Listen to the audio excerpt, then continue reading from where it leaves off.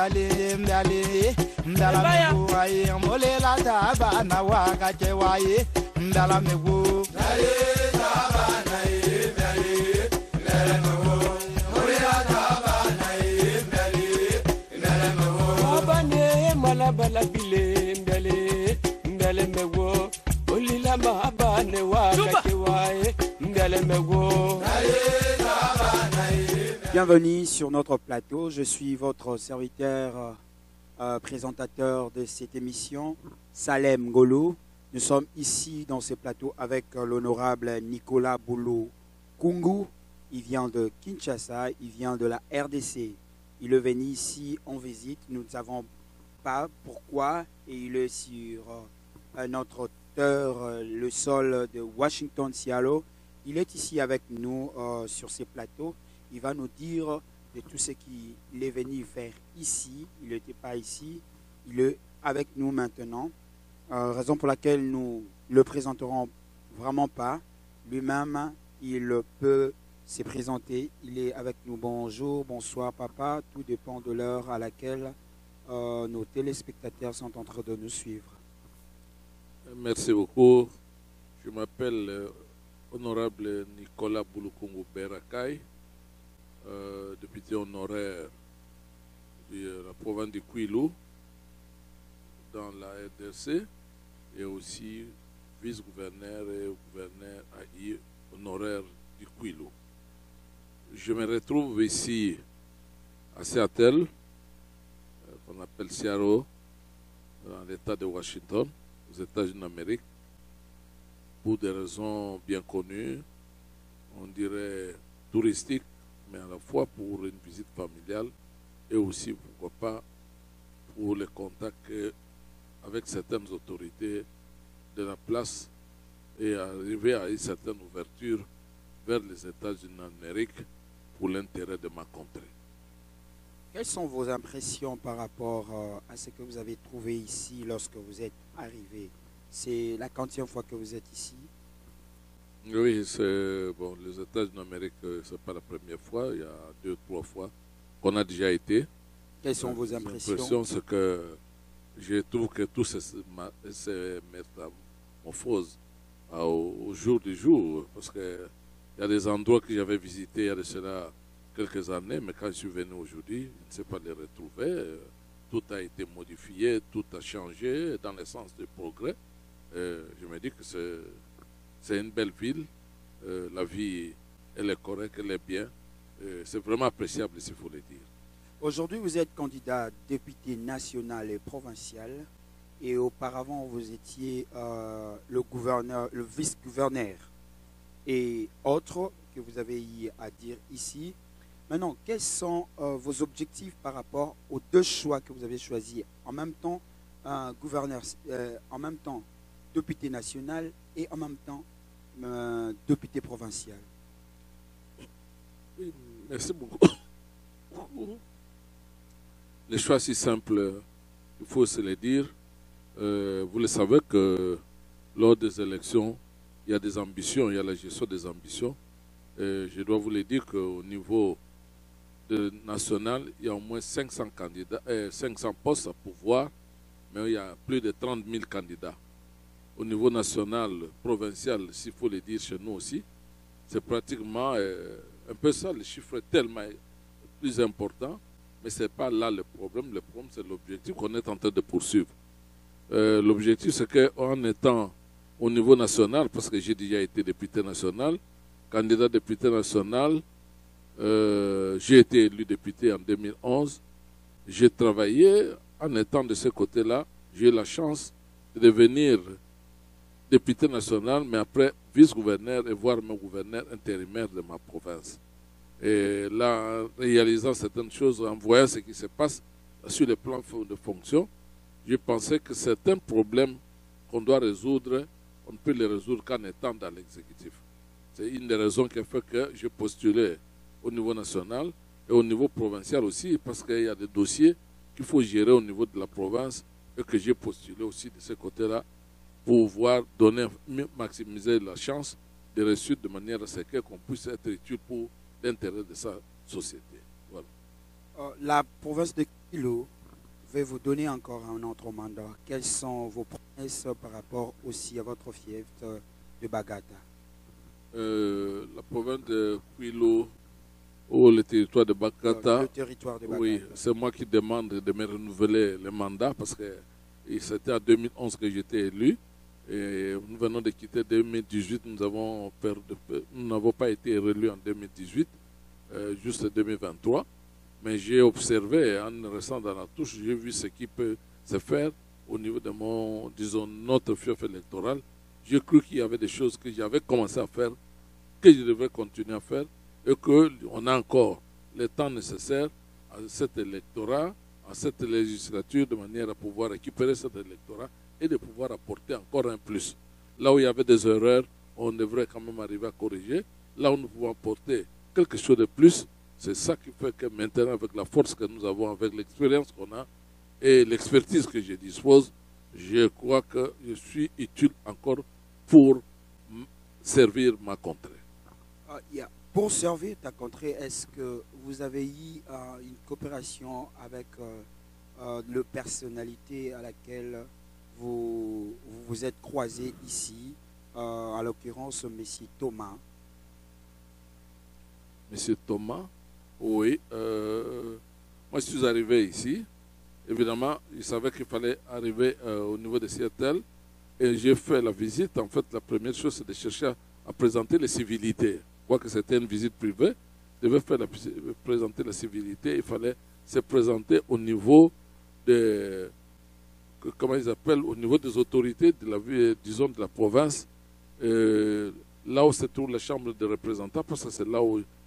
j'ai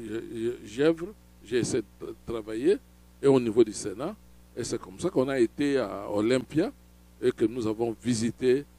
disons, la Chambre des représentants. J'ai visité la Chambre des représentants et le Sénat, et j'ai même me suis permis à pouvoir voir la possibilité d'entrer en contact avec le gouverneur de la province pour pouvoir lui présenter cette incivilité.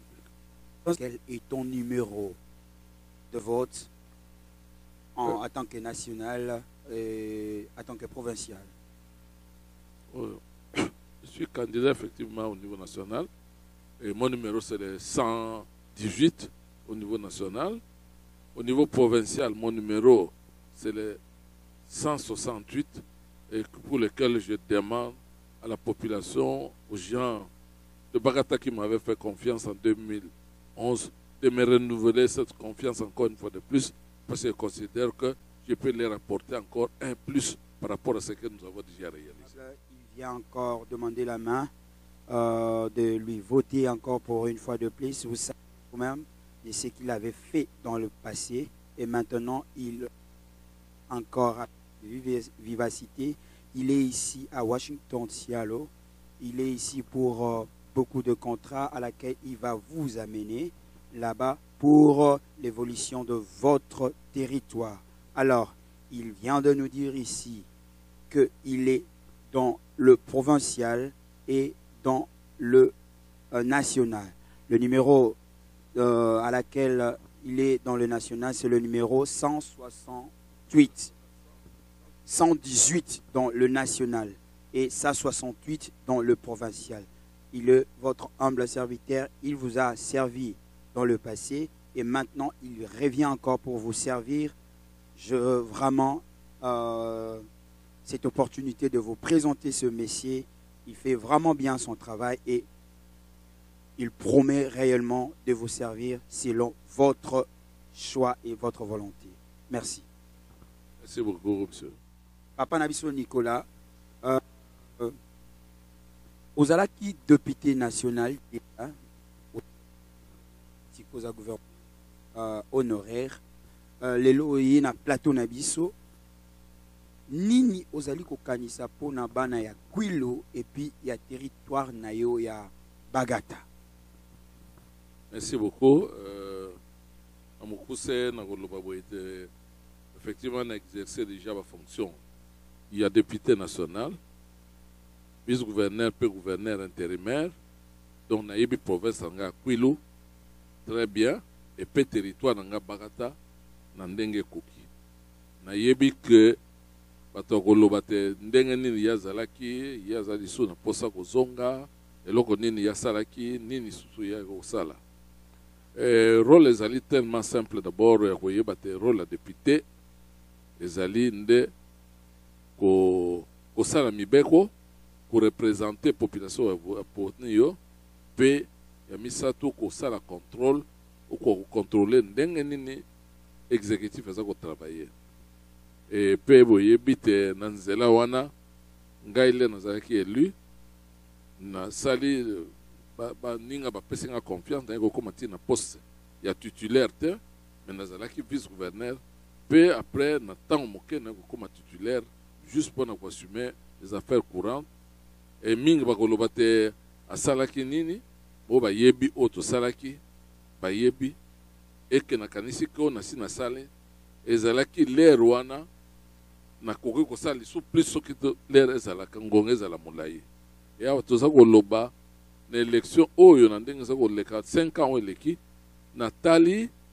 mboka na ngai epai na ngai kwaki toza na Kinshasa naza kozanga te kozonga kotala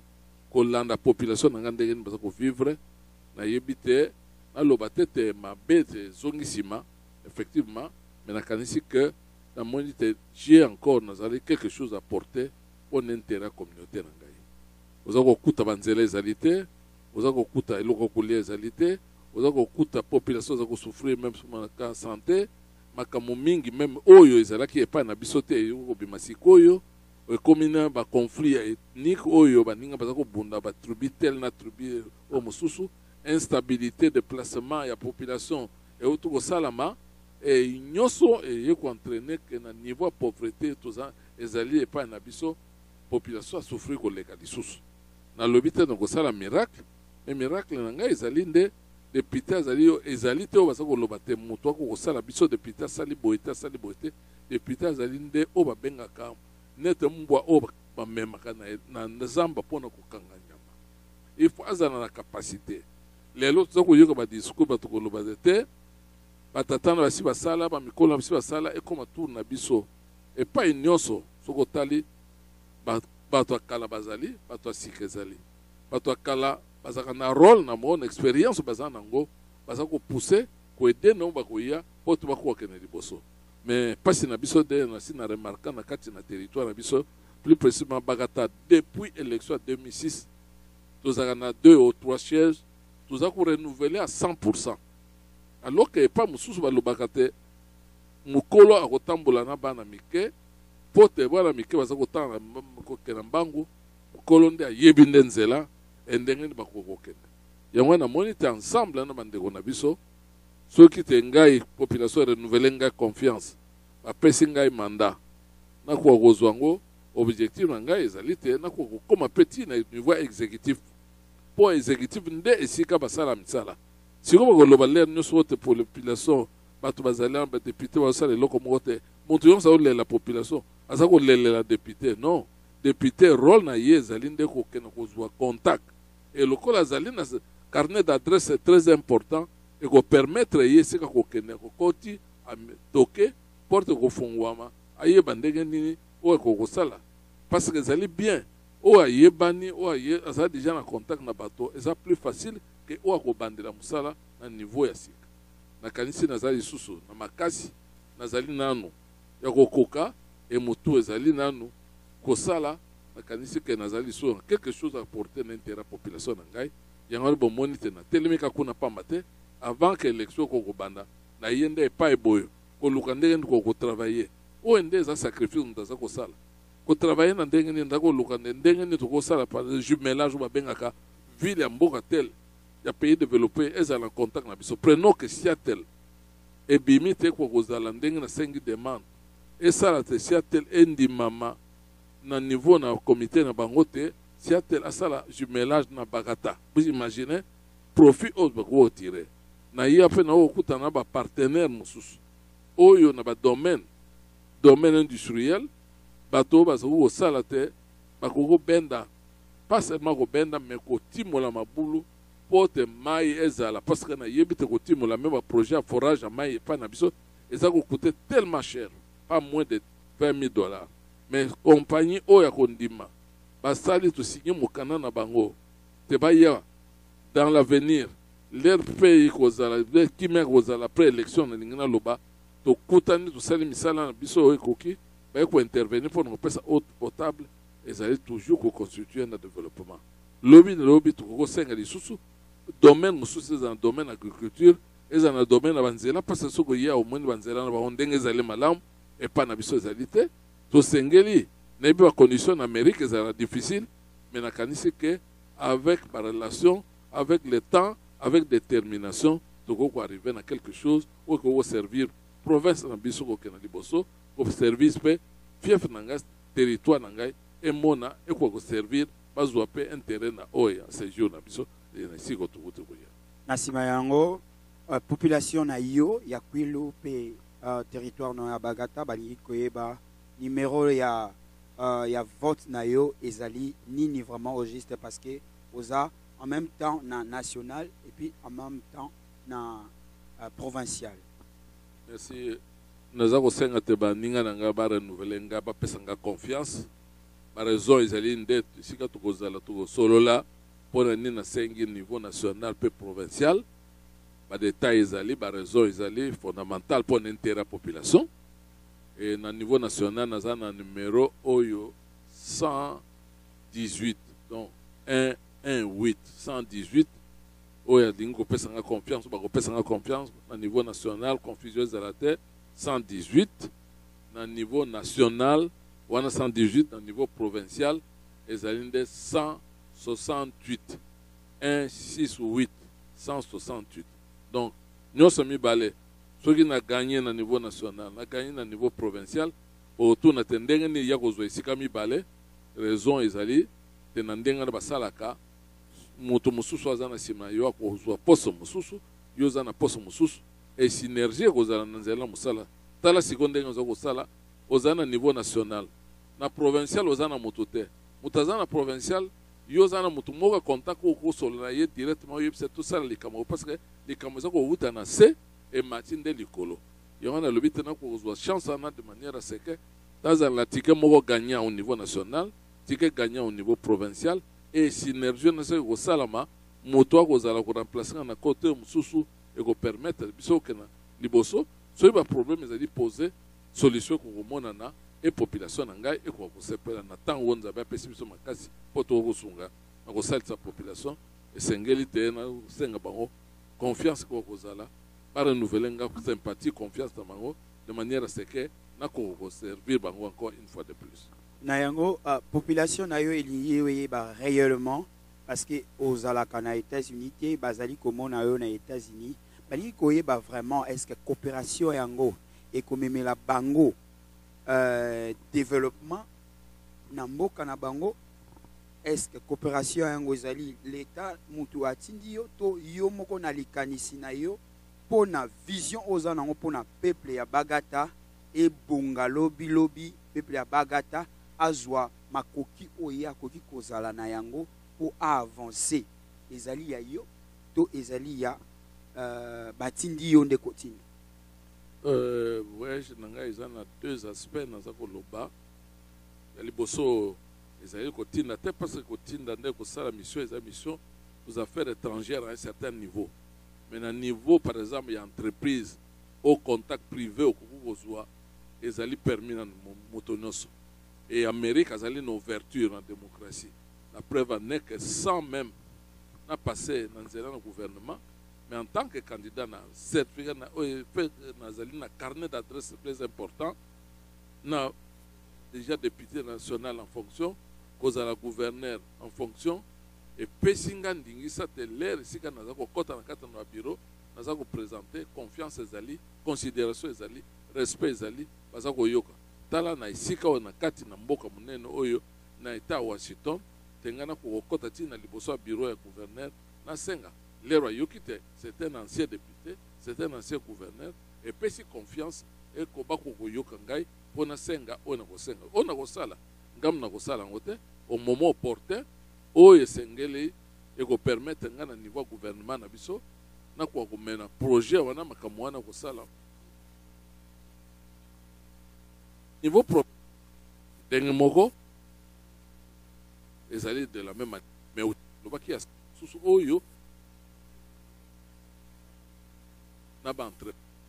oyebi ba investisseur na lero bakugo ya te bakozwa risque te ko ya pa na biso balobaka te Congo ezali nde zone rouge. Mais soki ozwi occasion ndengo tangi koma azwi occasion okuta na baninga oyo tosoli na bango okoloba te bao baza kopekisa biso koloba te Congo nde pa na biso ezali zone rouge kaka bango wana baza kopekisa bino na koya bango nde baza koinvestir.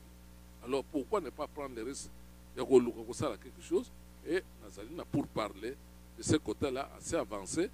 totala ndenge nini période locale ezali période électorale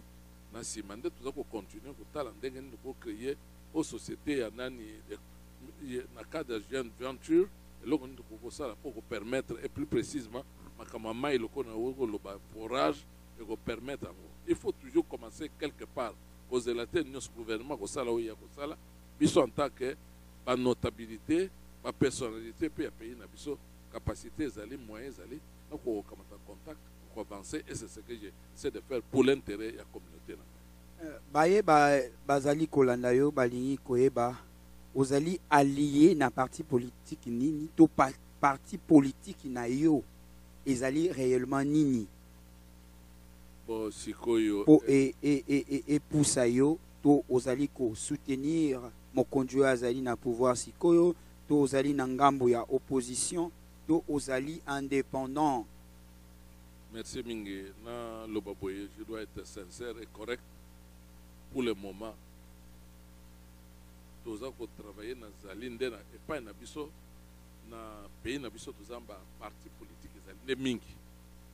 Plus ou moins 1000 partis politiques. Imagine que chaque parti politique a regroupé sa bateau. C'est pourquoi moi, ça les salami dans le cadre de regroupement. Le regroupement, ils ont une tendance.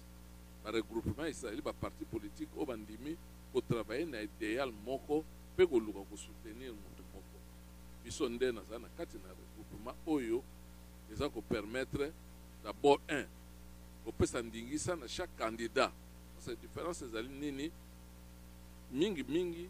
azako sala boye boke na kati ya liste pour gagner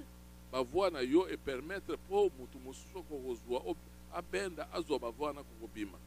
Ngai nde esika wana en tant qu'ancien politicien na yebi na ndimi na kokokende esika nga moko nazali nde na kati ya moto ezali te ante parti ezali ya ngai mais nazali na esika oyo koko permettre soki bavoi na ngai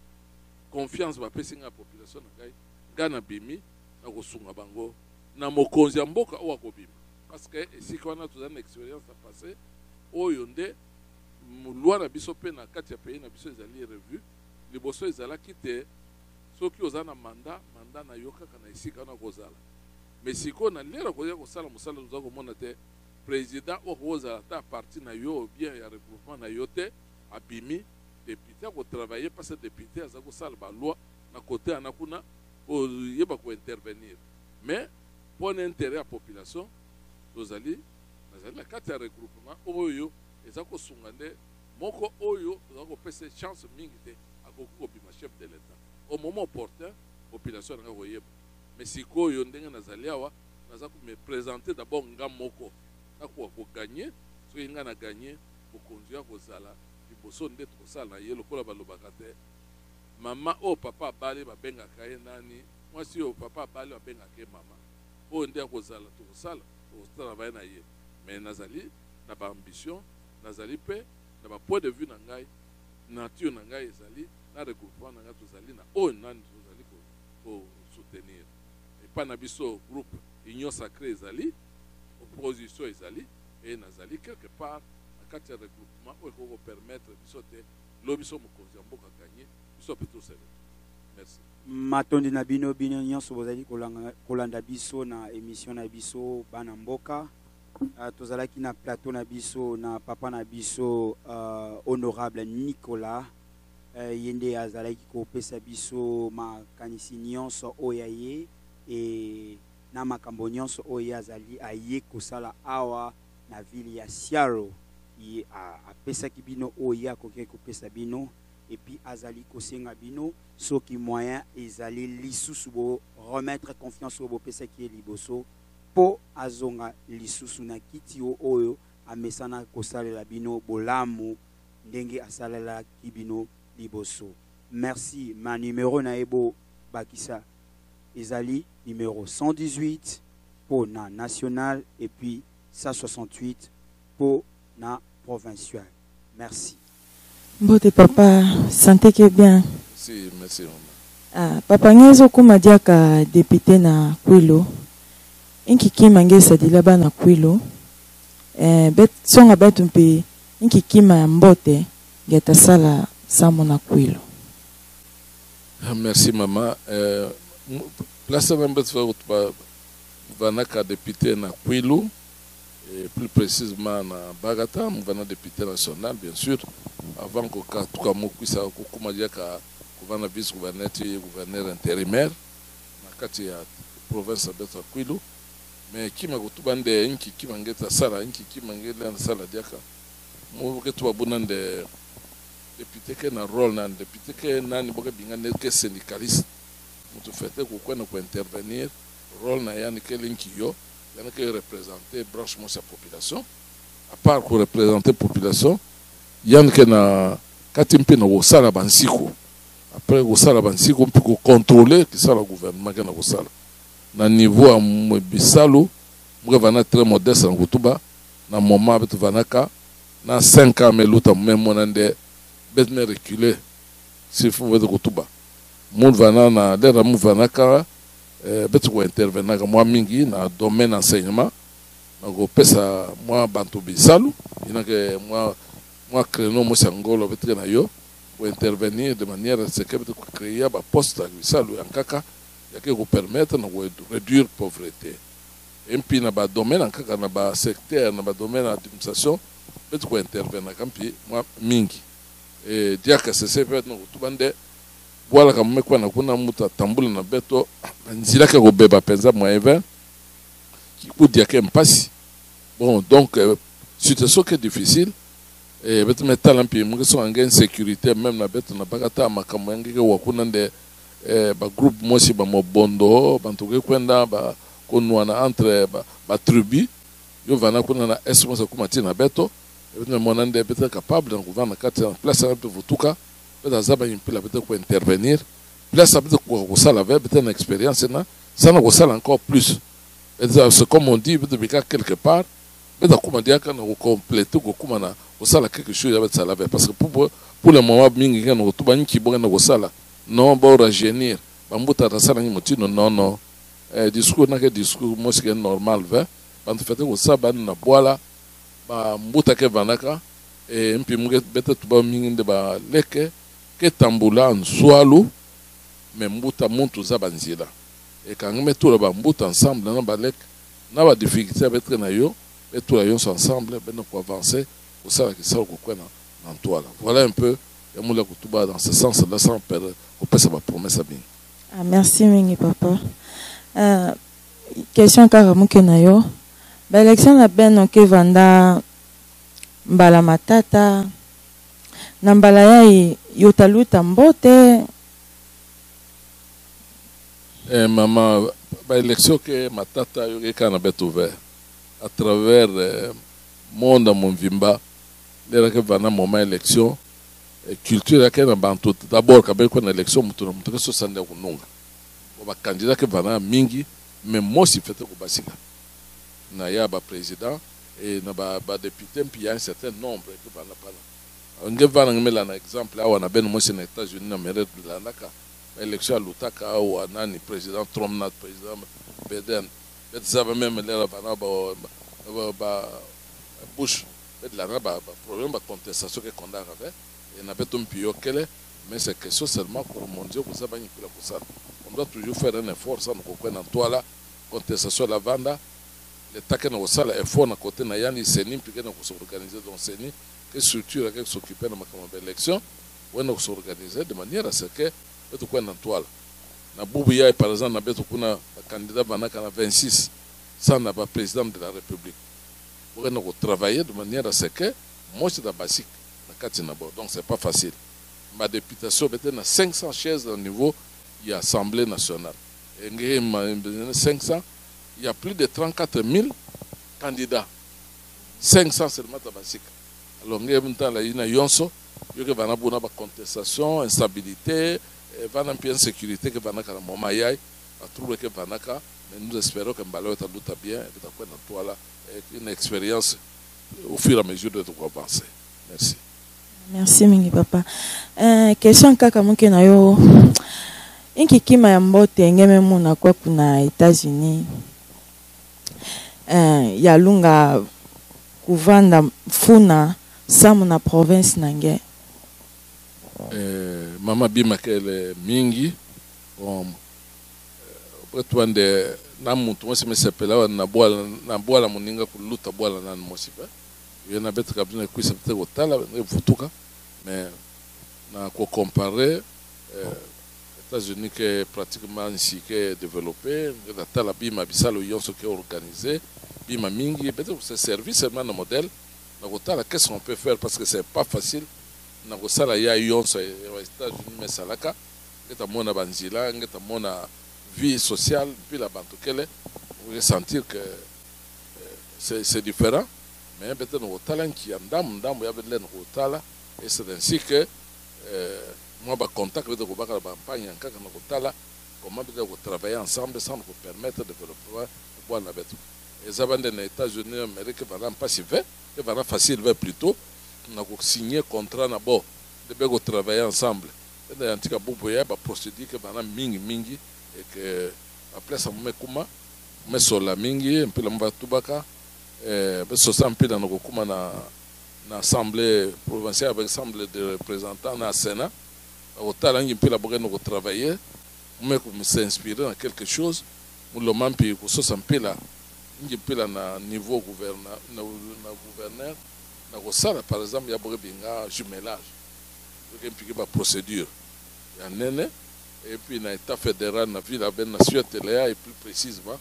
puis mouvana kuna son l'homme audience au talent qui peut la mouvana boye makamu na bafumu bana kuna et peut on tala continuer et donc continuer au talent qui peut faire ça et na ba cadre ya ba entreprise parce que bisalo kente ba entreprise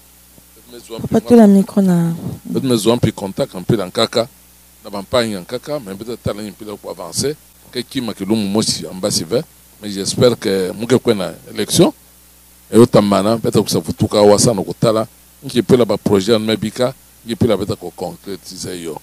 voilà qui m'ont zo ko merci mingi papa songa be ton numéro na ngai ya vote et que numéro combien bana bakataki na kotala ngai merci maman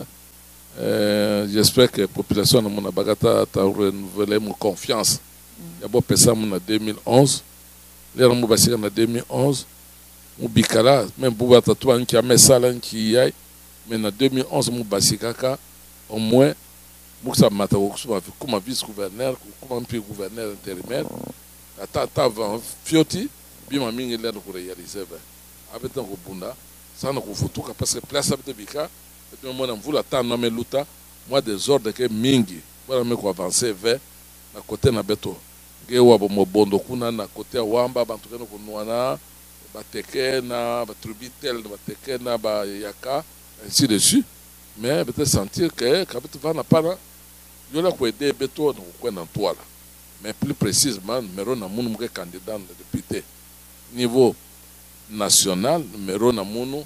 et quel est 118 au niveau national et mon candidat puis au niveau provincial le numéro na munu ke 168 au niveau provincial et moi j'espère que la population a monté qu'on avait pour faire mon confiance de manière que ce que ngolo kele que ça kele nous tout qu'elle au sala et moi na capacité na ko sala quelque chose place avec ko grave mais dans ça l'effort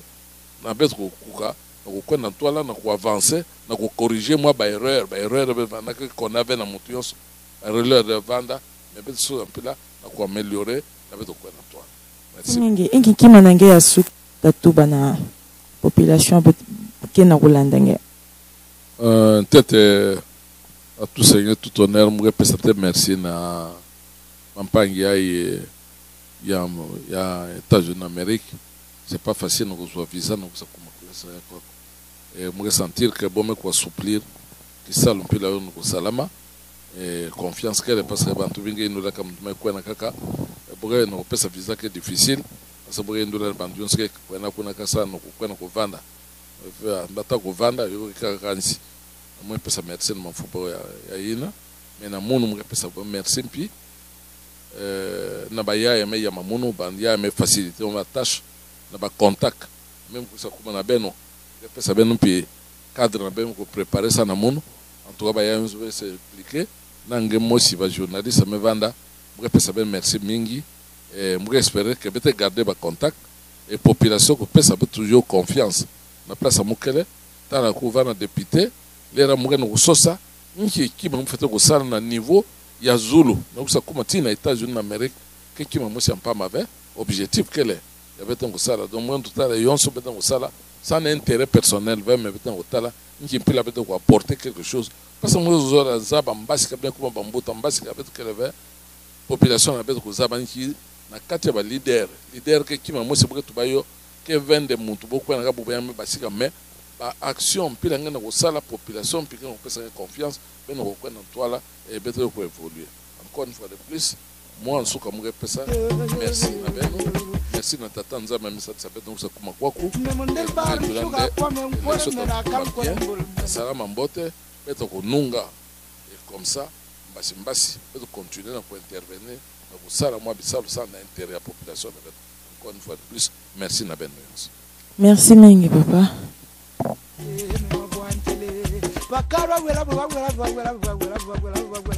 Oh yeah, oh my, Taramari France, yeah, Mano. Naike, Billy Malusha,